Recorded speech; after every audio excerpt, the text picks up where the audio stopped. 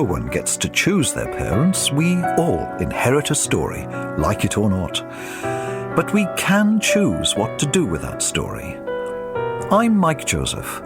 The story my parents gave me was full of life and loss, wars, genocide, and ethnic cleansing. What should I do with that legacy? What would you do? I was 50 before I did anything at all. Welcome to Keys, a troubled inheritance. My mother Lily was born and grew up in Leipzig in Germany. That was the only country that she knew. Her father had fought for Germany and was decorated for his First World War service. But because he was a Jew, Germany refused him German nationality, even before the Nazis took power. That same year, 1924, my grandfather bought an apartment block in Leipzig and moved his growing family into one of the flats there. Was that a mistake? It bought them some protection from the gathering Nazi storm, but in 1938, the Nazis suddenly expelled him and his family, including my mother, from their home and from Germany. The SS forced them over the border into Poland, and then sold their home and the whole apartment block to Nazi journalist Ralph Dippmann. That's what Nazis did.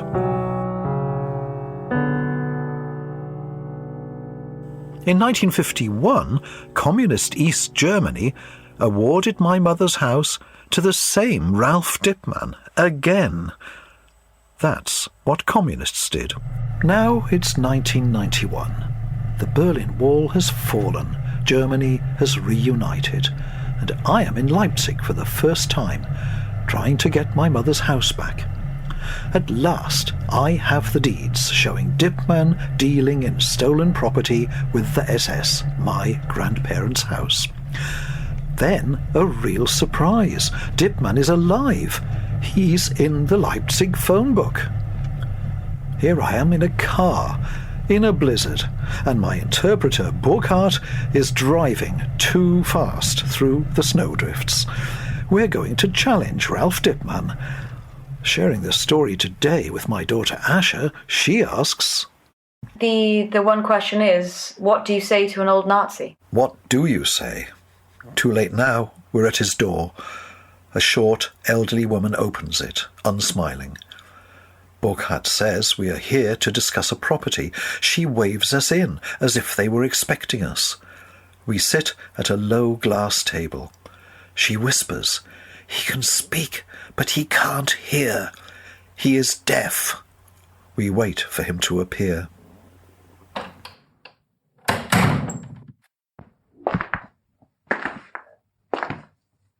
An old man, blonde hair, so tall, so straight. Cigarette in one hand, in the other a heavy glass ashtray.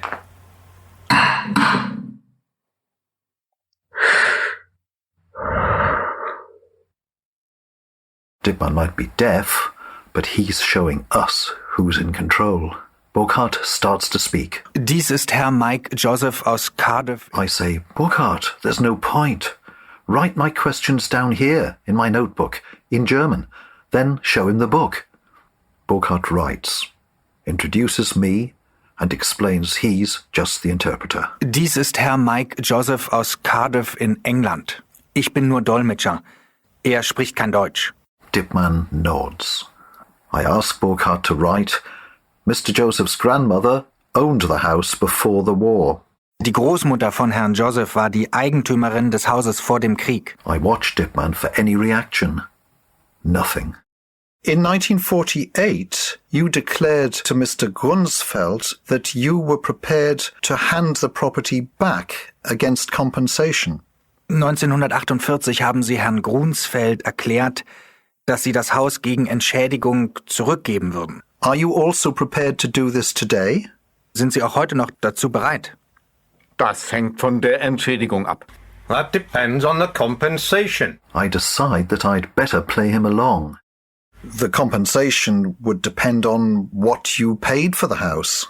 Die Entschädigung hängt davon ab, was Sie für das Haus bezahlt haben. Ich hab's für 85.000 Reichsmark gekauft. I bought it for 85,000 Reichsmarks. He remembers what he paid the SS half a century ago. 1948 hatte ich mich bereit erklärt, das Haus zurückzugeben. Mit dieser Erklärung war der Fall erledigt. The years are falling away from this old man. Dann kam später die DDR und erzählt mir, dass ich der Besitzer sei und ich dafür verantwortlich wäre, es zu verwalten. He's coming alive with righteous anger. Von der international anerkannten Regierung der DDR, Grunsfeld ging nach Westdeutschland und fertig. In 1948, I declared I would give the house back. With this declaration, the case was finished. I did not manage the house anymore. Then later the GDR came and told me, I'm the owner. I'm responsible to maintain. They gave me the official documents of the internationally recognized government of the GDR. Grunsfeld went to West Germany. Finish. It's 1991. He's an old man, but he's also an angry Nazi journalist, a propaganda man. I must get him to incriminate himself. Did you know my grandmother, Frau Sophie Gold? Kannten Sie meine Großmutter Frau Sophie Gold? Nein, No. This is Dittmann's first lie. The 1943 purchase contract he signed is in my case, 6 inches from my right hand. It says, 3. Propaganda Company Sonderführer Ralf Dittmann of Taucher bei Leipzig, Sommerfelder Straße, declare that the property, Pariser Straße number 7, is entered in the Leipzig Grundbuch, the land registry, in the name Sophia Perl Gold, born Kastner. The property is confiscated by the Haupttreuhandsteller Ost. why was Jewish property confiscated? Weshalb wurde das jüdische Eigentum beschlagnahmt? in Bern wurde ein Diplomat ermordet. Und daher mussten die Juden 1 Milliarde Reichsmark Entschädigung zahlen. Aus diesem Grund haben sie jüdischen Besitz beschlagnahmt. A diplomat was murdered in Bern, and therefore the Jews had to pay 1 billion Reichsmarks compensation. That's why they confiscated Jewish property. This is not any old Nazi propaganda. It is the notorious pretext used by Hitler in 1938 to launch the pogrom of Kristallnacht and the Holocaust. Herschel Greenspan shot a German consul in the embassy in Paris, not Bern, protesting his parents' sudden expulsion from Germany over the border into Poland. The same expulsion that turned my mother and her family into refugees. I'll come back to Dittmann's odd mistake. Why did he say Bern, not Paris? Were you aware that this house was confiscated property? Haben Sie gewusst, dass dieses Haus beschlagnahmtes Eigentum war? Nein! No. Another lie. You might wonder, why don't I just pull Dittmann's contract out of my case and silence his lies? It's tempting, but pointless. I'm here to get my mother's house back, using Germany's new restitution law. Keep him thinking I know nothing, so he goes on lying throughout the restitution process. Let him sink his own case. I understand that the GDR government recognized you as the owner. Ich verstehe, dass die DDR-Regierung Sie als Eigentümer anerkannt hat. Ja? Und heute ist ein solches Gebäude 400.000-500.000 Deutschmark wert. Yes, and the value of such property today is 400,000, 500,000 Deutschmarks. You can see it in West Germany. Finally, Dittmann reveals why he is meeting us. It's not because I want something from him. He wants something from me. The commercial value of the house in newly united capitalist Germany. For 40 years in communist East Germany, he could not sell it. How convenient. A Jewish claimant blows in from a blizzard, demanding his house back. Well, everything has its price. If you try to reclaim the house the official way, there are more than 30,000 cases. It'll take you 10 years. So I propose a personal treaty. Do you have a lawyer? If so, our lawyers can negotiate the details quickly. Haben Sie einen Rechtsanwalt? Wenn ja, dann könnten unsere Rechtsanwälte schnell die Details aushandeln. Braucht keinen Rechtsanwalt, wenn man einen privaten Kaufvertrag macht. Man geht zu einem Notar. Sie brauchen nicht einmal ein Testament. You don't need a lawyer when you sign a private sales contract. You go to a notary. You don't even need a will. I am not familiar with German law, but in England each side must have a lawyer. Ich bin mit den deutschen Gesetzen nicht vertraut, aber in England muss jede Seite einen Rechtsanwalt haben. Wir sind hier in Deutschland. Man braucht keinen Rechtsanwalt. Hier muss sich sogar der Kaiser von China dran halten. We are in Germany. You don't need a lawyer. Here even the King of China does as we do. But my mother lives in England, and therefore, I think, would have to have a lawyer. Aber meine Mutter lebt in England und müsste deshalb, glaube ich, einen Rechtsanwalt haben. Entweder Sie sind bereit, 300, 400, 500.000 Deutschmark zu zahlen, oder Sie brauchen nicht wiederzukommen. Sie können auch gerne vor Gericht gehen.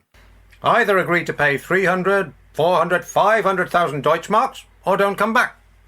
Go to court if you wish. You say that my mother could claim the house back. Why do you think that is possible? Sie sagen, meine Mutter könnte Ansprüche auf Rückgabe des Hauses geltend machen. Warum glauben Sie, dass das möglich wäre? Das habe ich nicht gesagt. Ich habe eine Bestätigung von der DDR mit allen Rechten. I didn't say this. I have an original GDR document with all rights. But the GDR doesn't exist anymore. That is the problem. Aber die DDR existiert nicht mehr. Das ist das Problem. Aber das war DDR-Recht. Dann können Sie ja genauso gut sagen, es gibt Hitler nicht mehr. But this was GDR law. You might as well say Hitler no longer exists. For Dipman, East Germany lived on, and so did Hitler. Dipman, the propagandist, believed his own untruths, because they had always served his interests. He seemed unaware or unconcerned that his blatantly Nazi views might not help him in united Germany. But in contrast to his supreme confidence, until I stepped out of the blizzard and into Dipman's comfortable home, I hesitated about pursuing restitution at any price. My mother never doubted her duty to her parents to try and recover their house. I wanted to support her, of course, but it was still not my own mission. It was already disturbing that wherever I went in Leipzig, I was seen not as British or Welsh, but as a Jew first and foremost, with all that might imply to these suspicious East Germans. My mission to reclaim property felt like delivering fuel to ignite anti-Semitic flames in this city on the verge of turmoil. Where was my compensating high moral purpose? That nagging voice accompanied my every move in this shabby city of 30,000 unresolved property claims. Not one property had yet been returned.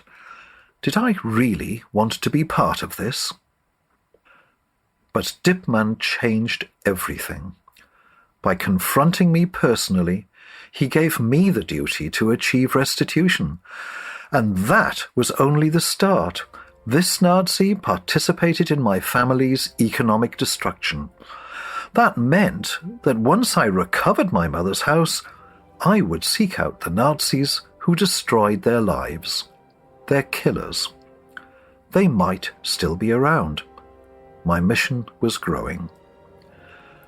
It felt so appropriate that the day after I met Dipman, I was at a concert in the Thomaner Kirche, Bach's old church in Leipzig. An East German choir and a West German orchestra were performing Brahms' German Requiem.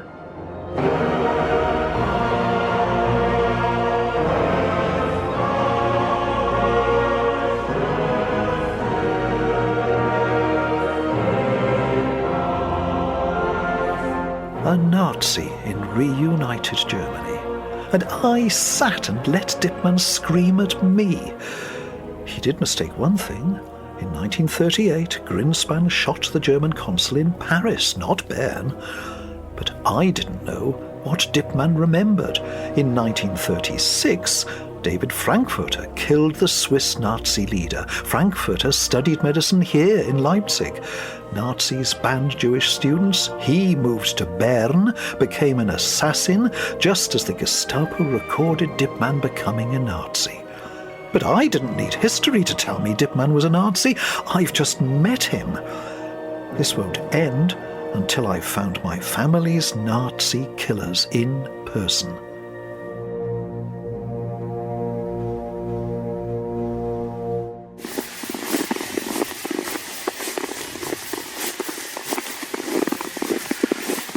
Outside Bach's church, walking through this snowy, dark city, Brahms' German Requiem still in my ears. Such humane music. It sharpens my question. What kind of place is this Germany? The country of Brahms and Bach, and of the Leipzigers who marched round their city, challenging the Stasi, leading to the fall of the Berlin Wall and the dictatorship? Or the country of Ralph Dipman, the living Nazi, whose words cut through Brahms' music? You might as well say Hitler no longer exists. Because for Dipman, Hitler's Germany lives on, and Hitler's propaganda is on his side in the struggle for my mother's house. So, the question is practical. Whose claim to my mother's house will Germany support? Dipman's or my mother's? The signs are not great. Those euphoric weeks of Leipzig's peaceful revolution are history. Leipzigers now are losing their industries, their jobs, their welfare system, and they struggle to keep a roof over their heads.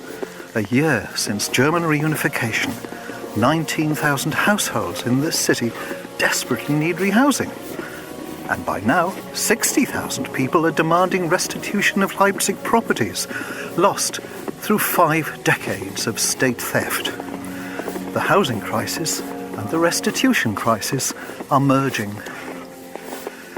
Many of these claimants are Germans from capitalist West Germany, easily seen in this recently communist state as hostile invaders, enjoying the largest private expropriation of public wealth in European history. And some are Jews, survivors and descendants of the 14,000-strong pre-war Leipzig Jewish community. They have waited, my mother has waited, and worked 47 years for Nazi injustice to be corrected. But Eastern Germany's leaders are panicking at the economic collapse. They demand investment, not restitution.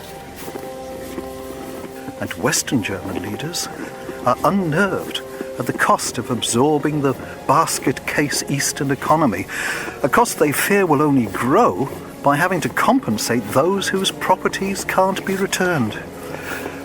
When long-frozen history suddenly thaws, ordinary people are at risk from the flood. Faced with losing his house to a claimant, Detlev Dauk, a local councillor some 2 hours from Leipzig, hangs himself in a despairing protest.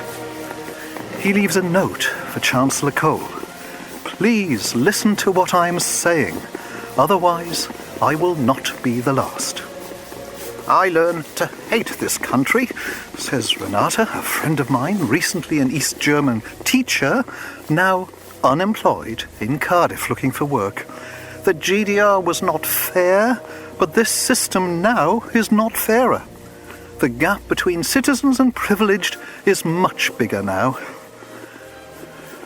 Can Germany do justice to all these conflicting demands? I'm about to discover.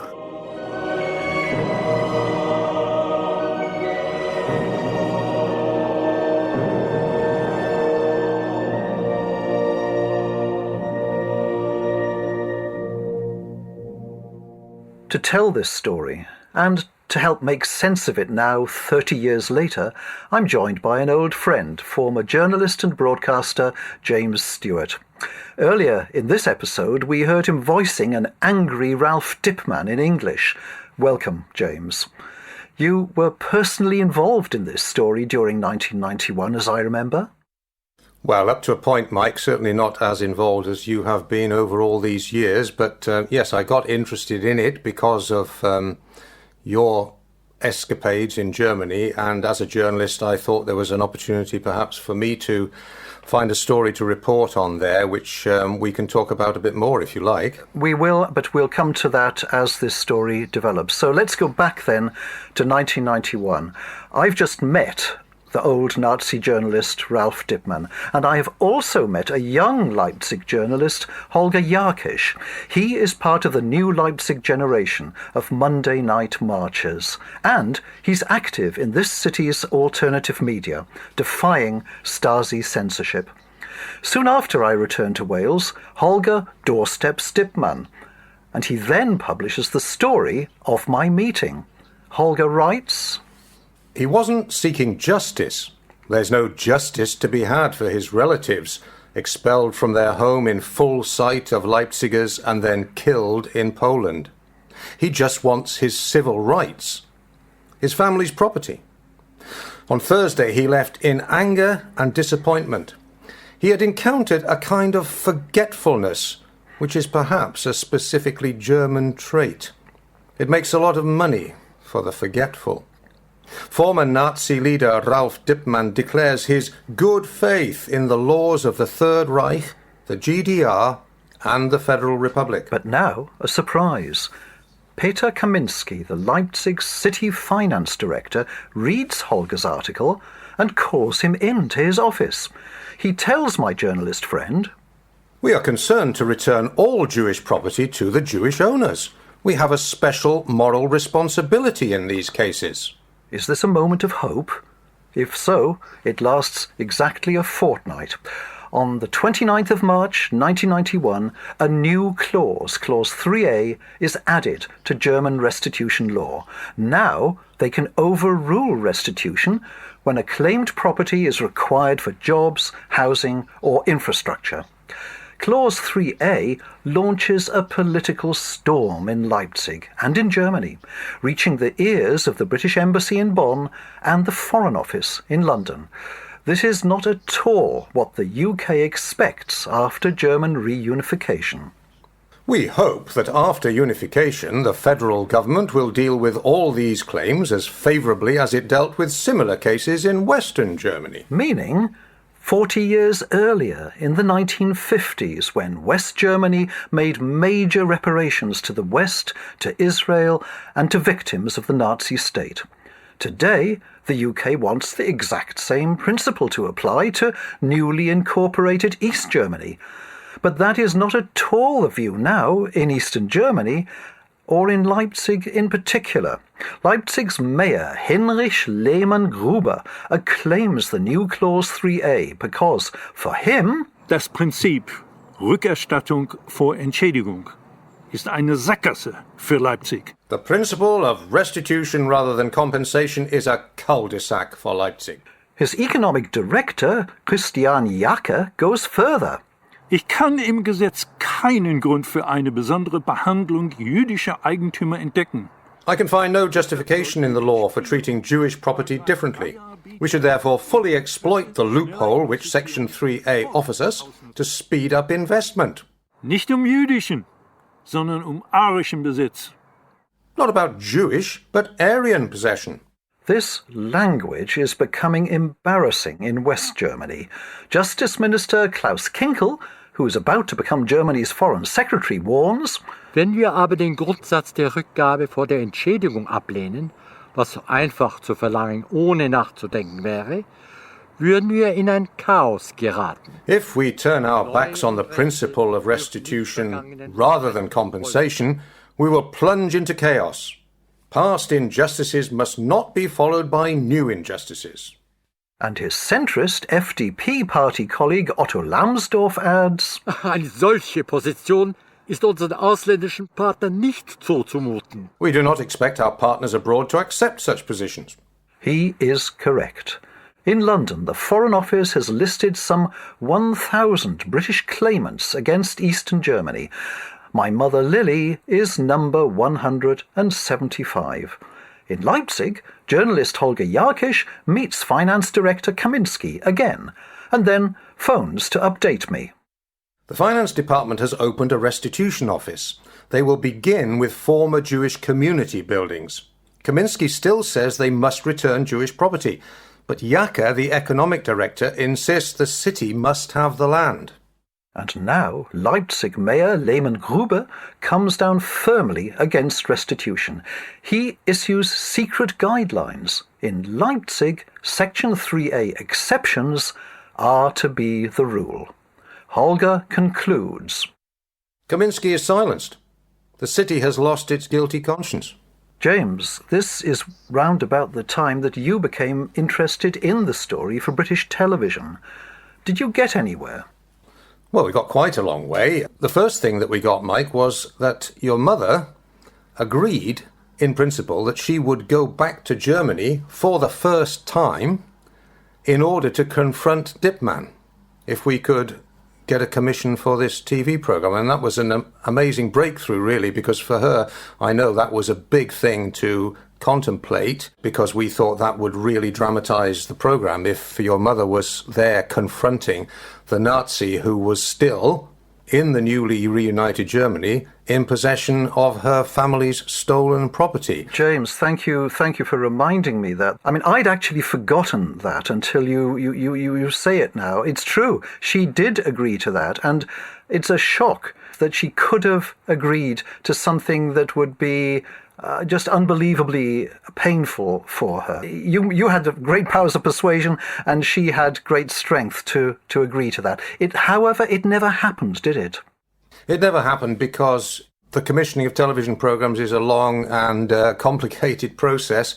I was working, as I say, with a production company in London, and in fact, Holger Jakisch, who we've just been talking about, was involved also doing some research on the ground for the production company. This was a program we were pitching to Channel 4 television, and we had a really interesting long meeting with the commissioning editor of factual programs at Channel 4, and at the end of that meeting, I'll never forget this, he said, "Fascinating, absolutely fascinating, just not exactly what we're looking for at the moment."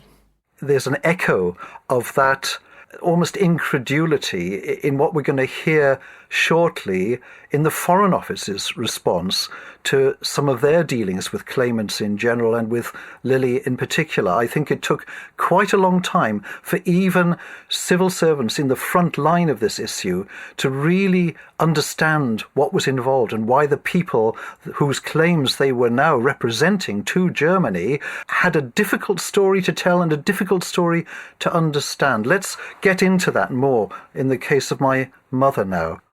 Dear Mr. Miller, you asked me to keep you informed about the progress of my claim. Publication of the city's appalling record in restitution cases like mine has had no apparent effect. So far, neither on Mr. Dipman nor on the city bosses. When I spoke to you on the phone last time, you expressed astonishment that the sale to Mr. Dipman during the Nazi era was not annulled after the war. You even mentioned that he must have had protection. Now that the archives of the Stasi are open, I am convinced that we can find evidence there about someone like Dipman. He was, after all, a leading Nazi official, the censor on the leading Leipzig daily paper, and must have been well known to the communist regime from 1949, and hand in glove with them too. How else could he have remained there so blissfully? He must be 80 by now, and I am nearly 72 and in poor health. But I have only one aim left in my life, and that is to bring him to justice, personally, while he is still around. Can you help me to gain access to those Stasi files? And can the British government now exert pressure on Germany to force the Leipzig authority to act? I have not got years and years left while they conveniently spin things out. Will you help me? Lily Gold. The Foreign Office would go so far and no further to help individual claimants. I have the Foreign Office papers from the time. Here they are. 30 years later, they're now in the public domain. They record clearly how they felt about claimant number 175, Lily Gold. Miller to Dixon, 20th of January 1992. While I have sympathy with this claimant, what she asks is beyond this department's brief. If we intervene on one claimant's behalf, we could hardly refuse others whose cases may have incalculable effects. Dixon to Miller, 22nd of January. I have not previously focused on this case. Like you, I'm inclined to think that it is not an undeserving one. I agree, however, that it is not for us to become directly involved in this case. Hamill, Consular Department to Miller, 28th of January. There would appear to be no consular interest in this case, and I should be grateful if you would delete us from the distribution. And, perhaps most telling, Miller to Dixon, 26th of February. I spoke with Herr Oetter at the German embassy. He said that he had spent a long time on the telephone with her on the 25th. He said that of all the embassy claims clients, she is the most demanding, but he understood her worries and would do what he could to help her, although she is something of a burden. So, stalemate in Leipzig and polite inaction in London. But now, a state visit is announced to an unexpected destination. Daily Telegraph, 30th of April 1992. Queen urged to visit Dresden in reconciliation. Amid the recriminations over the erection of a statue in London to Sir Arthur Bomber Harris, Chief of RAF Bomber Command during the 1939-45 war, the Queen has been strongly advised to make a gesture of reconciliation by visiting Dresden. It's described as an unfortunate coincidence. The statue of Bomber Harris is to be unveiled on the 50th anniversary of the 1000 bomber raid that destroyed Dresden in a lethal firestorm.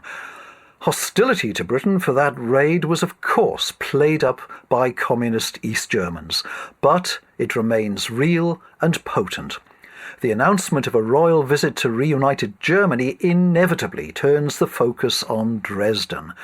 Would the Queen visit and make a suitable gesture?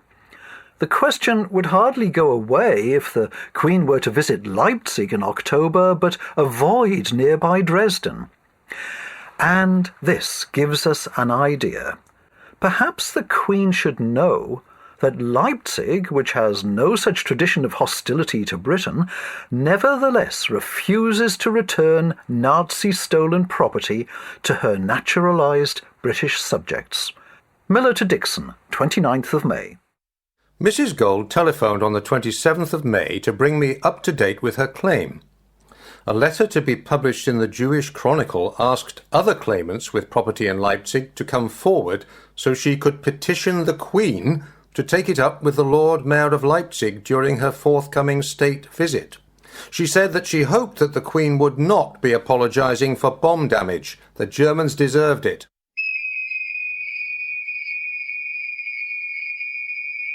"6th of August, 1992. The Queen is piped on board Royal Yacht Britannia for her summer family cruise through the Highlands and Islands of Scotland.